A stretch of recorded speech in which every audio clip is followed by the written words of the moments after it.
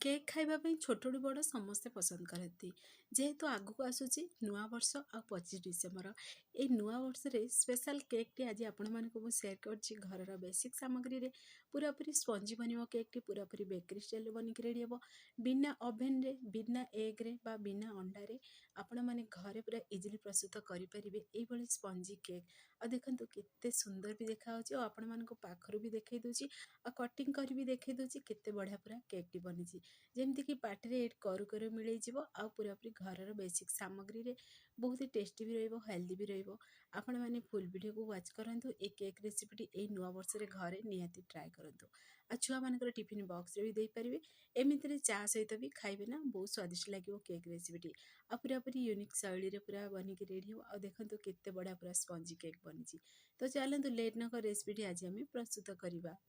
ନମସ୍କାର, ଜୟ ଜଗନ୍ନାଥ ପାଇଁ ଝିଲି କୁକିଂକୁ ଆପଣମାନଙ୍କୁ ଅନେକ ଅନେକ ସ୍ୱାଗତ। ତ ପ୍ରଥମେ ଗୋଟେ ଆମେ ଜାର୍ ନେବା, ସେଇଥିରେ ଏଡ୍ କରିଦେବା ଗୋଟେ ଗିନା ଚିନି ଏଡ୍ କରିବା।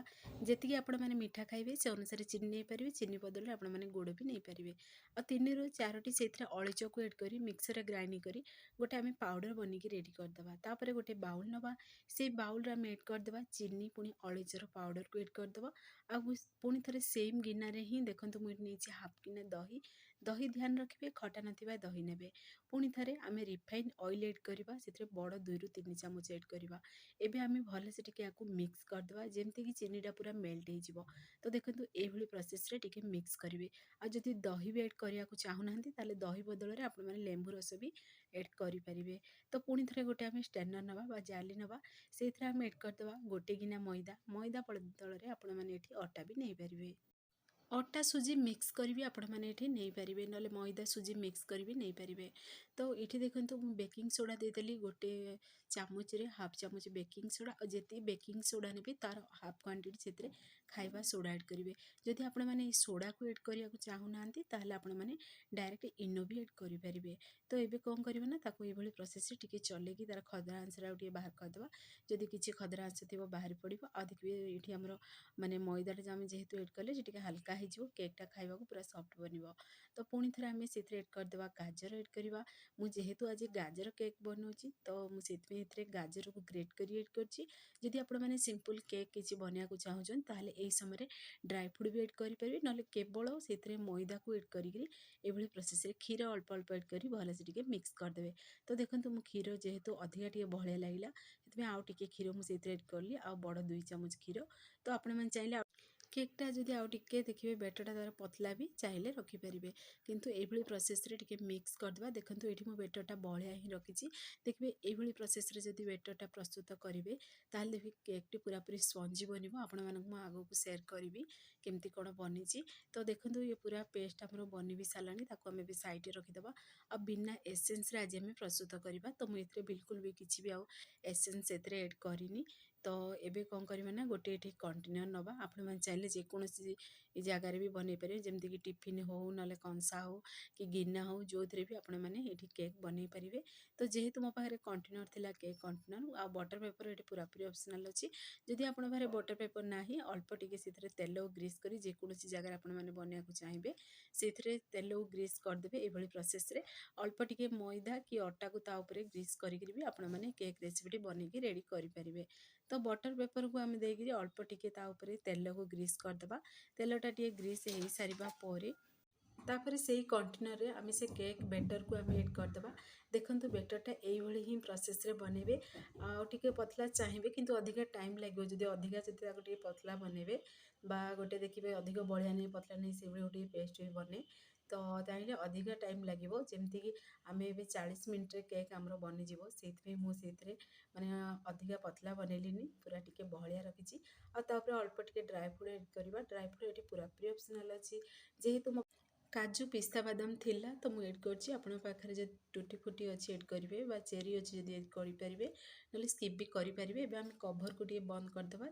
ତ ଏଠି ମୁଁ 10 ମିନିଟ୍ ଆଗରୁ ଗୋଟେ କରେଇ ବସେଇ ଦେଇଥିଲି, ସେଥିରେ ମୁଁ ଷ୍ଟାଣ୍ଡ ବି ଦେଇଦେଇଥିଲି, ଟିକେ ଗରମ ବି ହେଇଥିଲା। ସେଥିରେ ଆମେ କେକ୍ ଦେଖନ୍ତୁ ଏଇଭଳି କଣ୍ଟେନର୍କୁ ଏଡ୍ କରି ପୁରା 40 ମିନିଟ୍ ପର୍ଯ୍ୟନ୍ତ ଆମେ ଟିକେ ବନିବାକୁ ଦେବା। 40 ମିନିଟ୍ ପରେ ଆପଣମାନଙ୍କୁ ମୁଁ କଭର୍ ବାହାର କରି ଦେଖାଉଛି। ଦେଖନ୍ତୁ ଯେହେତୁ ଆମେ ସେଥିରେ ଥାଳିଟା ଯେହେତୁ ଏଡ୍ କରିଥିଲେ, ଘୋଡ଼େଇଥିଲେ ତାକୁ, ତ ଦେଖନ୍ତୁ ଏଠି पूरा माने चारि साइड पूरा परफेक्टली पूरा सिझी आ देखंतु पूरा सेंटर भी सिझी किंतु टिके व्हाइट व्हाइट कलर देखा होची जेहेतु सेथरे आमे कभरटा जो बंद करले पूरा पूरी लागी जाइथिला ताकू पूरा थाळीडा सेथवे ए भली प्रोसेस देखा होची किंतु परफेक्टली पूरा सिझिथिला आ बहुत बढ़िया केक बनिक रेडी हिची आपण मानकु टिके हल्का ठंडा हेले देखै दिबी आ देखिबे जे कोनोसी भी स्टिक हो कि छुरी हो सेथरे ऐड करिवे जदि क्लीन बाहरुची जानि देबे जे परफेक्टली एटी केकटा भी सिझी हिची आ देखंतु आपण मानकु हातरे भी मु देखै देली बिल्कुल भी लागुनी आ बहुत बढ़िया पूरा सिझी भी जाइची टिके हल्का उषुम अछि एई समय रे ही आमे कोन करिवे ना चारि साइड पूरा छुरीटारे ए बडी प्रोसेस रे टिक क्लीन कर दवा जेमती केकटा पूरा इजिली बाहरी पड़िबो आ देखंतु केते बढ़िया पूरा स्पंजी केक बनिची आपण मानकु मु देखै भी देबी आगो गबे तो एबे चलंतु टिके हल्का ठंडा भी हेई सालानी आ पुणी थरे देखंतु बाहर करी भी देखै दोची को टिके टैप कर दवा तो पूरा इजिली बाहर पड़िबो केकटा देखंतु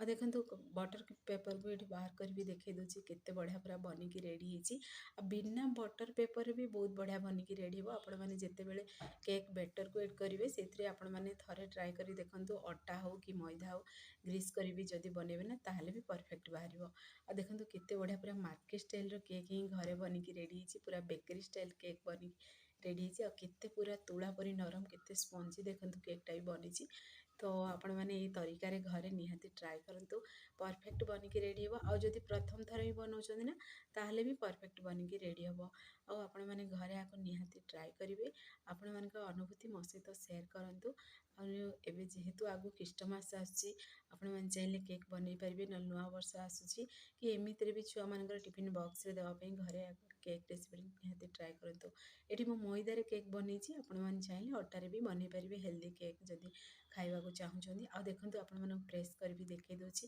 केते पूरा स्पंजी बनिची बा केते सॉफ्ट बनिची जेमतरे कि पार्टी रे ऐड करू करू मिलै जिवो आ चीनी रे मु एठी केक बनिची चीनी बदल रे आपण माने एठी गुड़ भी ऐड करी बनै परिबे ए केक रेसिपी कि गुड़ पाउडर भी देकरी बनै परिबे तो देखंतु बढ़िया हमर बनिकी रेडी भी हिसलानी आ केकटा बनिबा को पूरा 40 मिनिट लागिदेला तो तो चलतु आपण माने कटिंग करी भी मु देखै दोची और देखंतु कटिंग भी पूरा इजी प्रोसेस रे बन पूरा हे जाउची कटिंग भी तो फ्रेंड्स आपण जदि वीडियो टी मोर पसंद आसीबो सांग मानकु शेयर करंतु लाइक करंतु चैनल रे जदि नुआ अछंदी चैनल को मोर सब्सक्राइब कर दियंतु बेल आइकन क्लिक कर दियंतु जहा फल रे मोर सब वीडियो नोटिफिकेशन प्रथमे आपण मानकु पहुंचबो ममते इजी इजी वीडियो नै आसीबी आपण माने देखि घरे आको निहाती ट्राई करंतु आ देखंतु खंड करी भी आपण माने देखिदिले हल्का गरम अछि सेतमे धुआं गुडा बाहर आपण माने देखि जानि पड़थिबे आ देखंतु टिके येलो येलो कलर देखाउची बा ऑरेंज ऑरेंज जेहेतु आमे सेथरे ऐड करचंदी गाजर को एठी मु ग्रेट करी ऐड करची तो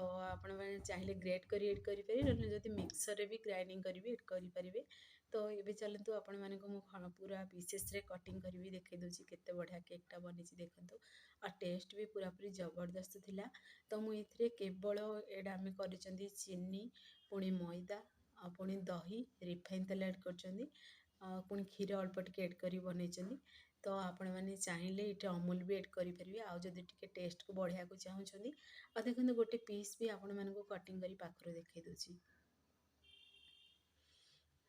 देखंतु केते बढ़िया बनिची आ पूरा पूरी तुळा पूरी नरम बनिची जेमती पार्टी ऐड करू करू पूरा मिली जिवो तो आपण माने भी घरे निहाती आको ट्राई करिवे आ केमती लागिला कोन आपण माने को अनुभूति निश्चय मते शेयर करंतु आ देखंतु एठी मोटे जेहेतु मार्केट स्टाइल रो बनौछन आमे सेथिबे गोटे एठी मु कवर नेची ता ऊपर रखियोबे एटा पूरा पूरी ऑप्शनल अछि तो आपण माने थारे बनेकरी पूरा गोटे सप्ताह पर्यंत ए केक को खाई परिबे ए भली कवर रे जदी रखि देबे तो देखिए जेते बेले इच्छा हो आपण माने खाई परिबे न चा सहित एमतरे खाई परिबे छुआ मान को टिफिन बॉक्स रे भी देई परिबे फ्रेंड्स आपण माने जदी फेसबुक पेज रे देखुचंदी ताले फेसबुक पेज मोर फॉलो करंतु इंस्टाग्राम रे देखुतली फॉलो करबा को जोमारो भूलंतुनी तो फाइनली हमरो केक रेसिपी बनिकरी पूरा रेडी हिसलानी 10 मिनिट रु 15 मिनिट रे आपण माने याकू बनेकी रेडी करि परिबे केवल ये माने देखिबे जेते बेले आपण माने याकू प्रोसेस टा बनेबे केवल 5 रु 10 मिनिट ही लागिवो तापरे जेहेतु बनिबा पई ही टिके टाइम लागे पाखापाखि 40 मिनिट लगी जाए तो ना देखंतु फाइनली पूरा इजी प्रोसेस रे दुनिया सबुठार सहज केक रेसिपी आज आपण मानको मु शेयर कली आ देखंतु पाखर भी देखै दोची आ खंड करी भी चलंतु देखै दी केमती कोन बनिची देखंतु कैमरा सामनार भी देखौची आ गाजर पीसेस गुडा खाइबा समय पार्टी की लागिवो तो ବହୁତ ବଢ଼ିଆ ଲାଗିବ। ଆପଣମାନେ ଡ୍ରାଇ ଫ୍ରୁଟ୍ ଯଦି ଆଡ଼୍ କରୁଛନ୍ତି ତାହେଲେ ବି ଦେଖିବେ ବହୁତ ଟେଷ୍ଟି ଲାଗିବ। ନହେଲେ ସିମ୍ପୁଲ୍ରେ ବି ବନାନ୍ତୁ, ଦେଖିବେ ମାନେ ବିଲକୁଲ କିଛି ବି ନ ଆଡ଼୍ କରିକି ତାହେଲେ ବି ବହୁତ ସ୍ୱାଦିଷ୍ଟ ଲାଗେ ରେସିପିଟି। ତ ଆପଣମାନେ ଟ୍ରାଏ କରନ୍ତୁ। ସେ ପର୍ଯ୍ୟନ୍ତ ରହୁଛି, ପୁଣି ଏକ ନୂଆ ରେସିପି